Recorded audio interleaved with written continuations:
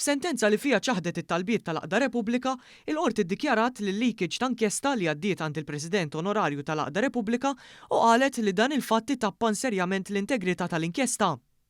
L-Aqda Repubblika permezz tal-President resqet rikors il-qorti kontra l-Kummissarju tal-Pulizija għaliex skont in-Nutar Aquilina dan ma ressaqx persuni li kienu jaħdmu fil-Bank Pilatus wara inkjesta marbuta ma' ħasil ta' flus. Iżda l-qorti preseduta mill-imħallef Nadine Santlija ma qablitx ma' l-Aqda Repubblika u saħqet li l-Pulizija dejjem segwit l-ordnijiet mogħtija lilha mill-qorti inkwirenti kif ukoll l-Avukat Ġenerali. F'din is-sentenza ħareġ b'mod ċar li n-Nutar Robert Aquilina ħu d-Deputat Nazzjonalista Carol Aquilina kellu informazzjoni li mhux suppost kellu fideh. Fis-sentenza tagħha il-qorti nnutat kif ħafna mix-xhieda tiegħu Robert Aquilina ibbaża ħafna mixnijat fuq dak li sema minn għand in-nies. Meta mistoqsi biex isemmi lin-nies li qalulu b'informazzjoni u ma qalx min huma.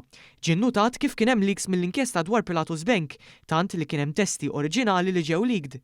Il-qorti nnutat kif dan inkwetanti u kif l-istituzzjonijiet naqsu milli ħarsu dan. Ġie spjegat kif Robert Aquilina kellu fideh informazzjoni li mhux suppost kienet għandu u l-Maġistrat innutat li kien hemm leaks fosthom mid-Dipartiment tal-Investigazzjoni dwar il-Kriminalità Finanzjarja l-FCID fejn kien hemm jaħdem l-eks Supretendent Frank Anthony Tabone, illum kandidat nazzjonalista fuq it-13 distrett u magħruf kemm qrib ħafna ta' Jason Azzopardi. Il-qorti ordnat li l-Pulizija jinvestigaw il-leakage tal-inkjesta lin-Nutar Robert Aquilina, b'enfasi l-investigazzjoni għandha tkun mill-aktar mod wiesa' li tista' tkun u sabiex jittieħdu il-passi meħtieġa u neċessarji.